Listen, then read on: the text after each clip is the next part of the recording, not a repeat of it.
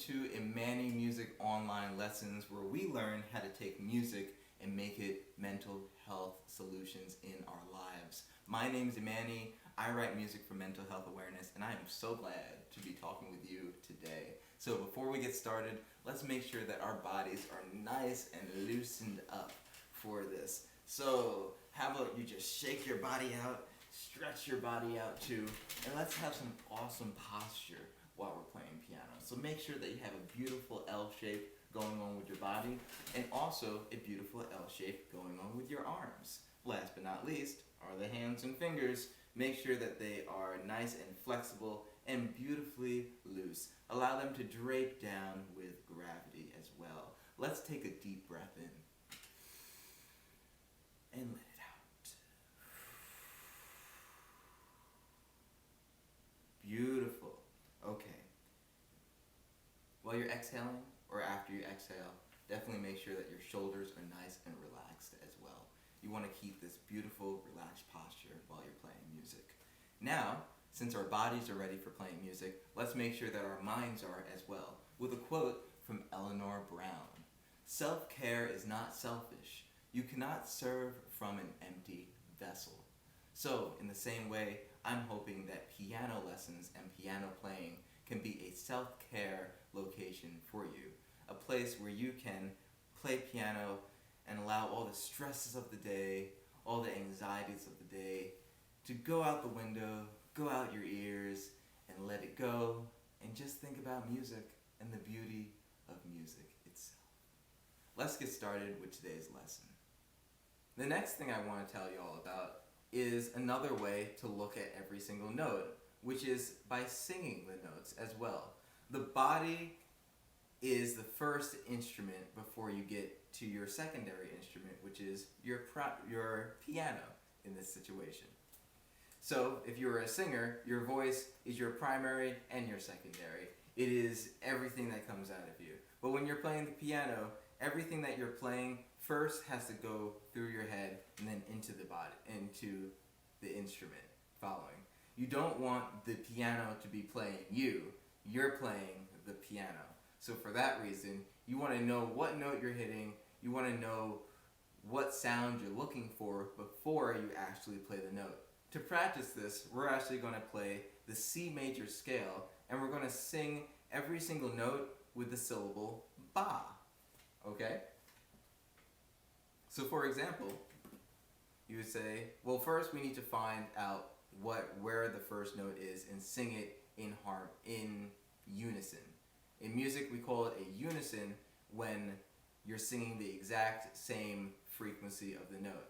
Now, because everyone has different ranges in their vocals, we're going to be singing either in unison or maybe in octaves.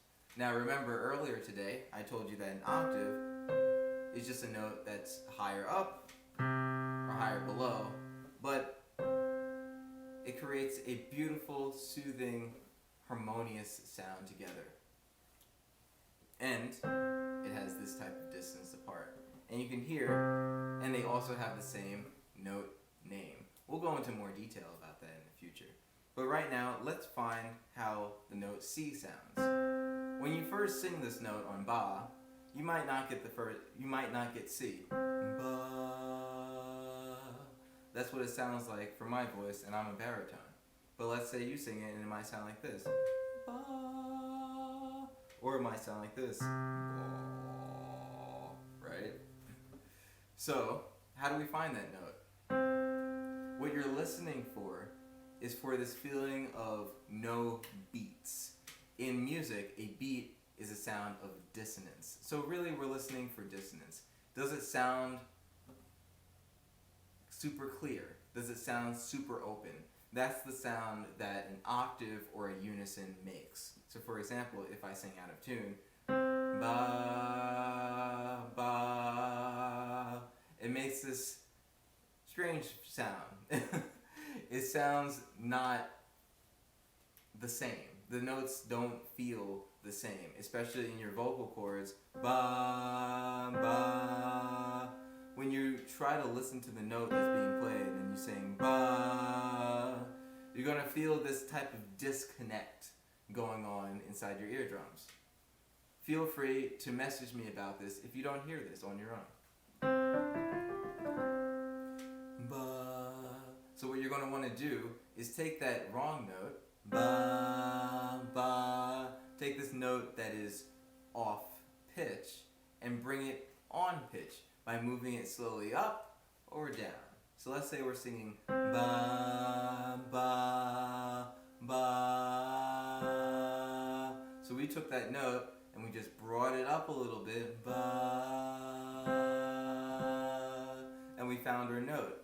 Let's say we brought it down, right? Ba, ba, and we brought it down, ba, ba. I don't think we're getting anywhere closer. Ba, ba, ba, ba, ba.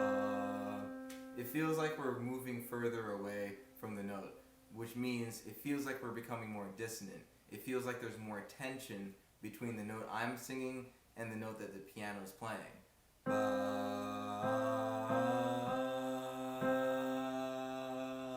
ba. There it is. That's the note that we're looking for. And that's how you find your starting note.